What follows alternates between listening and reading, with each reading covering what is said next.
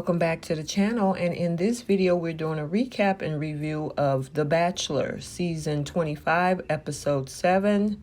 And if you're new here, hit the subscribe button and turn on your notifications so you're notified every time we post. If you like the video, smash that like button and also drop a comment down in the comment section because I like to engage with my subscribers and viewers. So tonight's Bachelor, we start off with the women. They're freaking out about the fact that this tall, beautiful woman walks through the door, who we all know is Heather Martin from Colton season. And Piper is definitely not impressed when, she's the one that interrupted her time with Matt. Piper goes back over where the other women are. However, we see Matt welcomes Heather in. And of course, Piper's shaking. She's upset. And, because she just marched in and taken over, she sit down and she tell Matt that Hannah visited her and urged her to go on the show to meet him. And it would kill her if she didn't give it a shot. And, of course, we see in the other room, Piper is upset. She's crying because she feels that she doesn't deserve this. The thing is that from what we heard, Matt never met Heather before, but he respects Hannah's decision in suggesting that she be there. And Matt also tells her he needs some time to think about all of this, but he is excited about it, but doesn't want to leave, want her to leave there with no doubt. So, honestly, this late in the season, hometowns is next week. I don't understand why they had her come in. If she was going to come in, she should have came in at the beginning. So, it definitely threw a wrench into all of this. So Heather goes back into the other room with the women. Of course, they're asking her, why are you here? And of course, she said, I'm here to meet Matt. And, she says she's friends with Hannah and didn't think anything of it when Hannah said that they would be a good match. And of course, the ladies are not buying it. They are not happy about this. And they even accuse her of bachelor hopping. Hannah says that she just don't want to be on TV. She just wanted to meet Matt. But, of course, Piper wasn't trying to hear that. Piper says, I don't care. I want an apology. And we do see, however, that Heather does give Piper an apology. And that really didn't help because the girls really come at her hard and tell her, you need to go home. You don't need to be here. And you can hear some of the snarky remarks from some of the girls. Yesenia had her statement, which was kind of feisty. And then, of course, Serena had what she had to say. And then Rachel wasn't happy about all of this either. So, of course, we see Matt standing outside. Oh, it's always something. They've been throwing a lot of things in this season, and Matt is trying to figure this out. And, of course, we saw Chris Harrison saying, what do you want to do? And, you got to go with your heart, the typical response. So, Matt decided to have a sit down with Heather. He says her being bold and following her heart is very impressive. And, of course, Hannah's being that's his friend, that opinion means a lot to him. But it's far in the process and he didn't know if it would work. And she says, she's serious. I'm not here just to be on the show, but to be with him. But he says, he's falling in love with one of the women that's already here now. And so he has to follow his heart. And of course, she definitely didn't want to hear that. Matt tells her that time is not on their side and his heart is pulling him in another direction. So, she was very disappointed by that. And, honestly, they should have brought her on. We're in week 7 now. Again, hometowns is next week. And to just have her come in at this point in the season, it just didn't make sense to me. You guys tell me what you all think. But, of course, he decides that, it's not going to work. And he asked to walk her out. And then the girls are looking like, oh, yeah, see you later. And, it's unfortunate. This poor girl, she spent taking the time to come all the way down there. She was in quarantine. She drove her van, and she was there for a nanosecond, only to go back home. So I don't know what Bachelor, the franchise, was trying to do in this particular. Maybe to bring on something, I guess. I don't know. But we see Matt return back to the other girls, and he does offer them an apology. He said he was caught off guard, and there isn't going to be anyone joining this journey that's not on this couch that they're sitting on already. Matt apologizes as well to Piper, and he asked if they can continue their conversation. And, he takes her for a walk, and then they go and they have a sit-down conversation and talk. And then, of course, the other girls, they couldn't be happier. They're at the end of this thing. At this point, I think it's under a dozen girls that's still here. There are a couple more eliminations tonight, but they're just glad that they're at the point where, hopefully no more surprises. So we're now going into the rose ceremony. And Michelle and Piper already have roses, but 8 women don't. And, they can be as confident as they want to be, but some folks are going home tonight. So we saw that the first rose... And, again, I had to say this, and somebody answered my question about the dresses that's so gorgeous. Somebody said in the comment section last week that the dresses are provided for the ladies. So thanks for that answer. I really appreciate it. But let's see. So our first rose goes to Bree. And I honestly think they have the most compatibility. Again, we don't have any spoilers on this channel, but we shall see. The next rose go to Rachel, and then a rose go to Serena P, and then Kit get a rose, and then our next rose goes to Jasenia, and then last but not least goes to Abigail.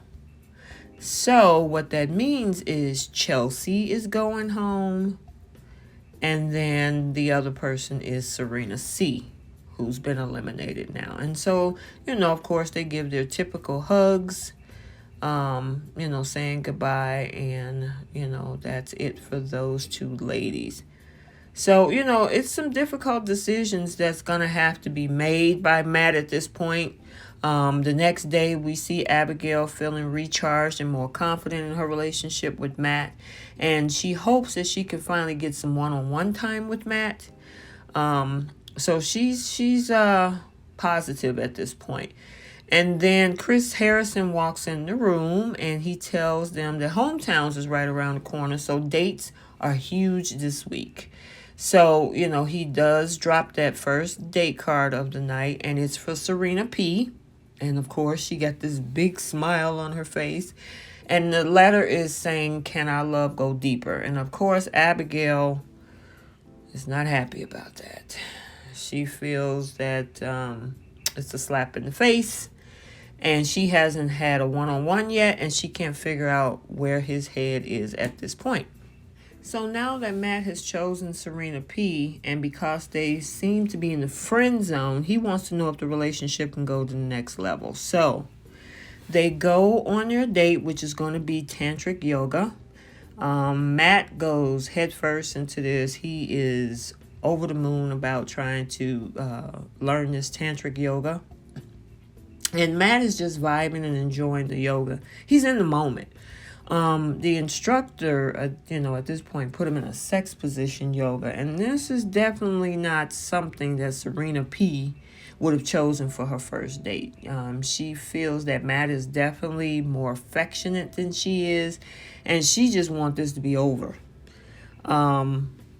It kind of reminds me of the date between Tasha and I think his last name was Moynes. They did something where they had to look in each other's eye and try to see if there's a connection. But Matt can tell something was a little bit off in this situation, but we all have seen in this case that Serena is just not feeling this tantric yoga at all. And so, after everything was over with the yoga, she said this is the first and this is the last time that she's going to be doing something like this. And she also tells him that she's not an overly affectionate person, especially in public. And he says that he likes, when they were close and staring at each other, he felt naked in that moment. And he also tells her that when she doesn't like something, he appreciates the fact that she's honest with him.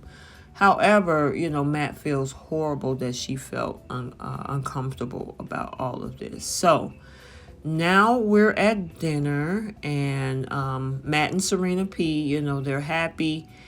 He's happy that she was honest with him, and that, that's what made him attracted to her.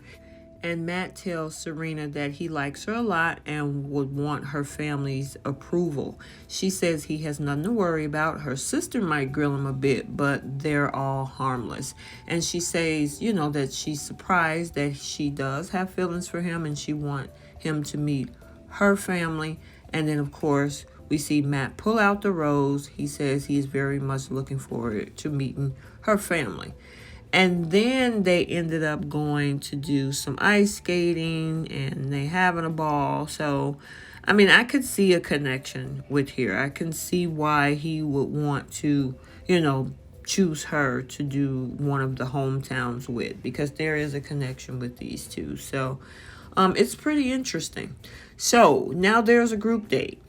And it's time for that. And tonight is everything with Matt, because it will decide who's going to get those remaining hometown dates. And Matt tells them that he wants them to put everything on the table tonight. Bree wants that rose really bad, and she is starting to have feelings for him and wants him to, want to tell him what she gave up to be here. And she talks about the fact that, every week is getting more and more real. She tells him, there are things like the fact that she resigned from her current position to be there. And it was a decision she had to make. But after weighing it all out, and what the journey could mean to her, especially with him specifically, she felt that it would be worth it. Her mom was a single mom, and she had to make a lot of sacrifices for her, and being here with him makes everything worth it, she says. And he says he had no idea that she felt that way, but it means everything to him. And of course, they share some kisses. And again, I honestly think she would be number one for him, but we'll have to wait that out and see. And then, of course, he did get some time with Piper. And then he, they had a little intimate time. And then, of course, he had some times with Michelle. And then we get to Abigail. Now, Abigail is struggling with the fact that they are hitting hometowns, and she's the only one who's never had a one-on-one date with him. On the first night, she had an amazing feeling, but since that, she feels stalled out. And she sits down with Matt and tells him that the week has been hard, and she has wanted to have more time with him. They've had great conversation. She opened up to him, and he did to her, and she felt good about that. They want a lot of the same things in life. And she asked him if there's a possibility of seeing himself with her, or she wants to know right now. And he says from night one, they were instantly drawing to each other. They were comfortable and exploring. I did have strong feelings, but it's now going in a different direction, and he apologized. And the last thing he wants to do is lead her on and lie to her, and she deserves someone who is truthful to her. And of course, we saw Matt walk her out. And she said, I actually thought in the beginning she was going to be a front runner, but like you said, it didn't materialize from day one. So she went home at this point. And Matt goes back to the other women and tell them that he sent Abigail home. And it goes to show that none of them are really knowing where his mind is. And everybody's shocked. The reaction is like, oh my God, I could be next. You can tell by their facial responses.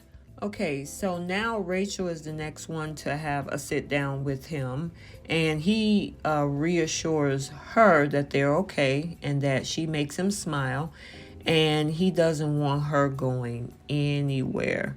So obviously, there is some form of a connection here. I assume, of course, that she's headed to the final four. And of course, they share a kiss. And, that's where that ends with Rachel.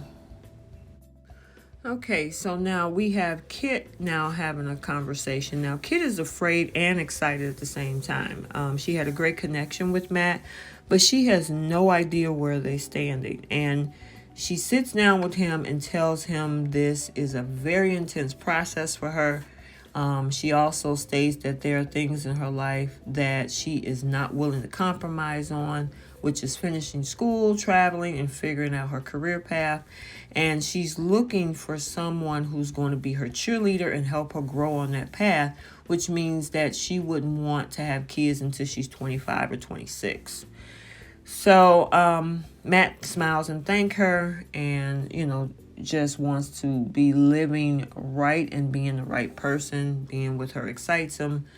And she says she's falling in love with him, and, she's confident that she's going to get that rose. However, Matt meets up with the group, and this is the hardest group rose to give out. There's only one, and he decides to give it to Rachel. And he actually leaves with Rachel and tell the other women he'll see them at the rose ceremony. Yeah, and so Bree and Kit and, a couple of other ladies, they were just pretty much devastated at this point. So we now see Matt and Rachel arrive in a room where Aloe Black is to sing to them.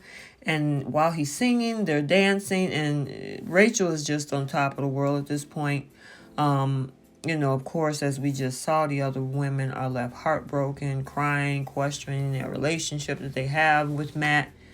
Meanwhile, Matt is excited about where he is and looks forward to his hometown. So, it's this is a tough situation because honestly, there is a lot of connections here. But I just found that interesting that, after giving out the group date, he normally just say, hey, I'll see you at the, rose ceremony.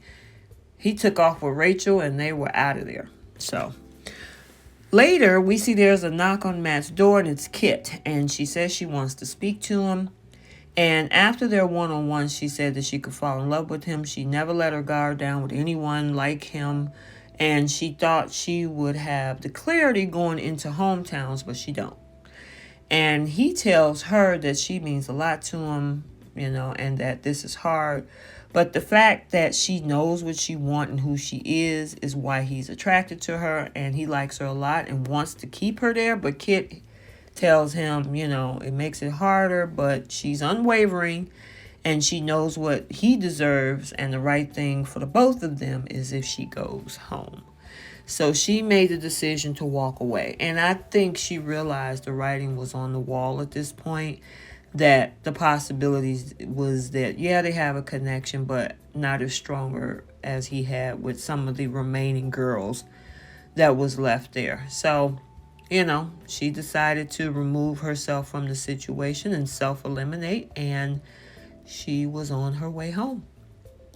So then there's the other one-on-one date, and that's with Yesenia. Now, Yesenia got that date card that said our love can take a turn, which she doesn't feel is promising, but she'll do anything to spend some time with Matt. And Matt shows up in this fast sports car and says he wasn't driving, it was his friend, but he's a professional drifter. And of course, we do see where Yesenia is driving. She gets in on the driver's side, takes the wheel, and she spins the car around. And, of course, the look on Matt's face when he saw how she spent that car out, he was shocked. I don't know if he was shocked or scared.